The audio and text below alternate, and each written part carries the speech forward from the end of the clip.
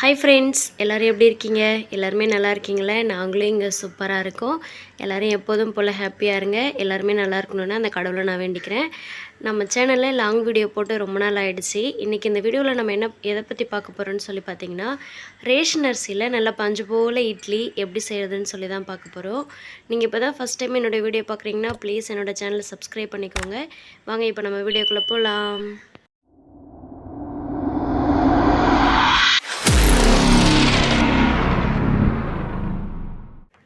நான் இன்றைக்கி இந்த சேரால் தான் அரிசி வந்து அளந்து எடுத்துக்க போகிறேன். நீங்கள் கிளாஸால் அளந்து எடுத்துக்கிறீங்கன்னா பிரச்சனை இல்லை. நான் சொல்கிற அளவுப்படியே நீங்கள் அளந்து எடுத்துக்கோங்க. நான் இன்றைக்கி இந்த சேரால் 3 சேர் அளவுக்கு ரேஷன் அரிசி எடுத்துக்கிறேன். ரேஷன் அரிசியில் 2 விதம் இருக்குது. ஒன்று புழுங்கலரிசி, இன்னொன்று பொன்மணி. புழுங்கலரிசி பார்த்திங்கன்னா நீட்டாக இருக்கும். பொன்மணி பார்த்திங்கன்னா நம்ம கடையில் வாங்குகிற இட்லி அரிசி மாதிரியே இருக்கும். கொஞ்சம் ரேஷன் அரிசி கலர்லேயே இருக்கும். வேறு ஒன்றுமே டிஃப்ரெண்ட் கிடையாது. ரேஷனில் வாங்குகிற அரிசியில் பார்த்திங்கன்னா கல், தூசி, நெல் இந்த மாதிரி நிறையா இதெல்லாம் இருக்கும். நம்ம அதை எல்லாத்தையுமே பொறுமையாக க்ளீன் பண்ணி எடுக்கணும். எடுத்துட்டு நம்ம ஒரு பாத்திரத்தில் வந்து சேர்த்துக்கலாம். நான் இப்போ பார்த்திங்கன்னா ஃபுல்லாக க்ளீன் பண்ணிவிட்டேன். இது ஒரு பாத்திரத்தில் சேர்த்துட்டு இது கூடவே பார்த்திங்கன்னா கடையில் வாங்கின இட்லி அரிசி நான் ஒரு சேர் வந்து எடுத்துக்கிறேன். உங்கள்கிட்ட கடையில் வாங்குகிற இட்லி அரிசி இல்லைன்னா பிரச்சனை இல்லை. இது கூடவே அந்த புழுங்கலரிசி சொன்னேன் பார்த்திங்களா, அதுவோ இல்லை பச்சரிசியோ கூட நீங்கள் சேர்த்துக்கலாம். இட்லி சூப்பராக இருக்கும். இப்போ இதை ஒரு 4 டைம் இல்லை ஒரு 5 டைம் நல்லா கழுவிட்டு ஊற வச்சுக்கலாம்.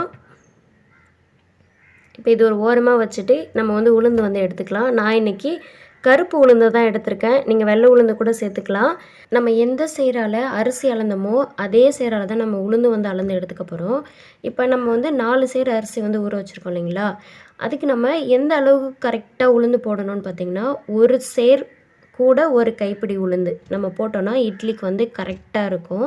இப்போ வெள்ளை உளுந்துனா நம்ம டைரெக்டாகவே தண்ணியில் சேர்த்துடலாம். நம்ம எடுத்துருக்கிறது கருப்பு உளுந்துங்கிறதுனால நல்லா ஒரு வாட்டி கசக்கி பிசைஞ்சி அதை புடச்சி எடுத்துகிட்டு அதுக்கப்புறம் நம்ம தண்ணியில் சேர்த்து ஊற வைக்கும்போது நம்ம கழுவும் போது தோல் வந்து ஈஸியாக வந்துடும். அதே மாதிரி தோலும் கம்மியாக தான் இருக்கும். இதை ஒரு 4 வாட்டி கழுவிட்டு நம்ம இதை வந்து ஊற வச்சுக்கலாம். உளுந்து கண்டிப்பாக 5 மணி நேரம் கிட்ட ஊறணும். அப்போ தான் கழுவும் போது ஈஸியாக இருக்கும். இப்போ இது கூட பார்த்திங்கன்னா கொஞ்சமாக வெந்தயம் சேர்த்து ஊற வச்சுக்கலாம். வெந்தயம் எதுக்கு சேர்க்குறோம் அப்படின்னா, தோசை வந்து நல்லா கோல்டன் ப்ரௌன் கலரில் வரணுங்கிறதுக்காக தான் நம்ம வெந்தயம் வந்து சேர்த்துக்கிறோம். இல்லை எனக்கு வந்து தோசை கலர் வேண்டாம் அப்படின்னு சொன்னால் ஒன்றும் பிரச்சனை இல்லை. நீங்கள் வெந்தயம் இல்லாமல் கூட நீங்கள் அரைச்சிக்கலாம். இது தோசைக்காக வேண்டி தான் நம்ம வெந்தயம் வந்து சேர்த்துக்கிறோம். இப்போ கரெக்டாக ஊற வச்சு எவ்வளோ நேரம் ஆகுதுன்னு பார்த்திங்கன்னா 5 மணி நேரம் கிட்ட ஆகுது. இதை நல்லா கழுவி வந்து எடுத்துக்கலாம்.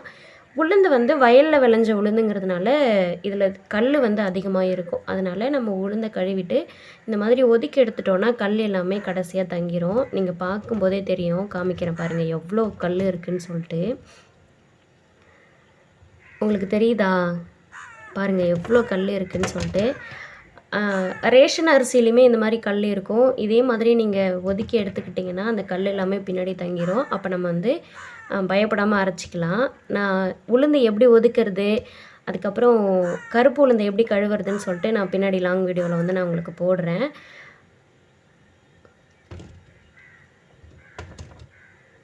பாருங்கள் எவ்வளோ கல் இருக்குது பாருங்கள். வெள்ளை உளுந்தில் இருக்குமான்னு எனக்கு தெரியாது. ஆனால் கருப்பு உளுந்தில் கண்டிப்பாக கல் வந்து இருக்கும். அது மட்டும் கொஞ்சம் பார்த்து சேர்த்துக்கோங்க.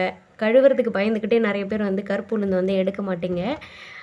ஆனால் வெள்ளை உளுந்தோட கருப்பு உளுந்தில் பார்த்திங்கன்னா சத்து கொஞ்சம் அதிகமாகவே இருக்குது. அதனால் மோஸ்ட்லி நீங்கள் வந்து வெள்ளை உளுந்தை அவாய்ட் பண்ணிவிட்டு கருப்பு உளுந்து எடுத்துக்கோங்க.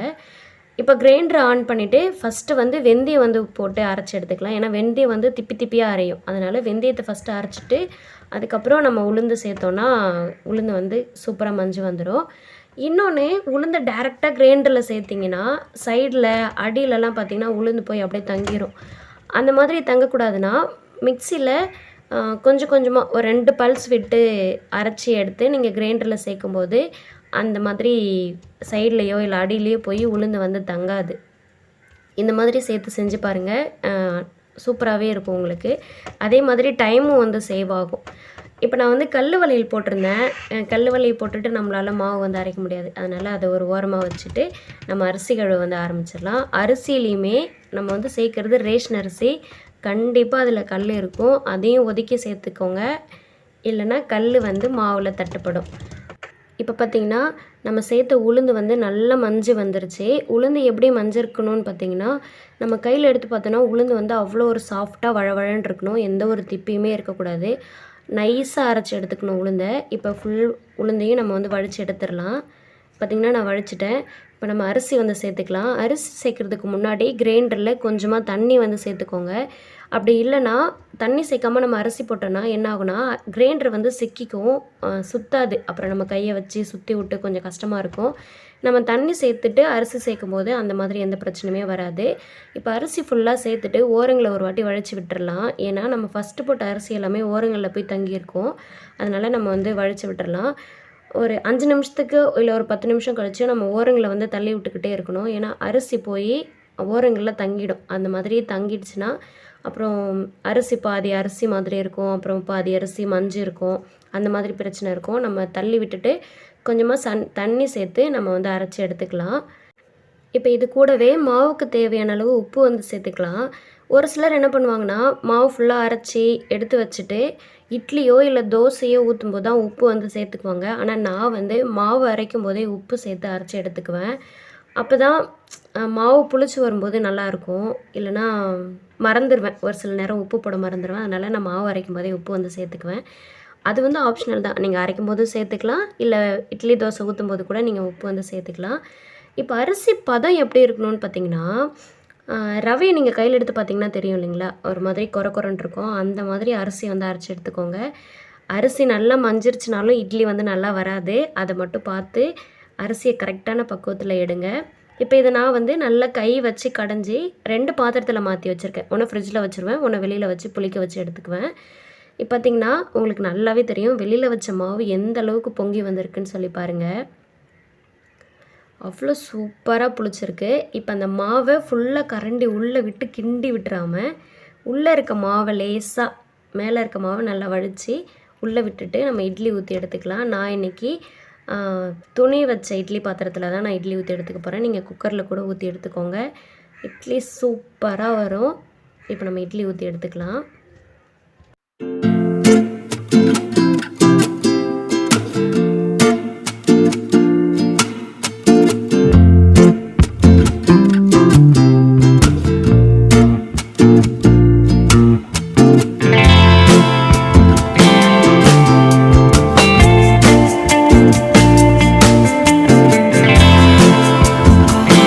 பார்த்திங்கன்னா இட்லி பாத்திரத்தில் தண்ணி நல்லா கொதிக்குது. இப்போ நம்ம ஊற்றி வச்சிருந்த மாவு எல்லாத்தையுமே எடுத்து நம்ம இட்லி குண்டானில் வச்சு வேக வச்சு எடுத்துக்கலாம்.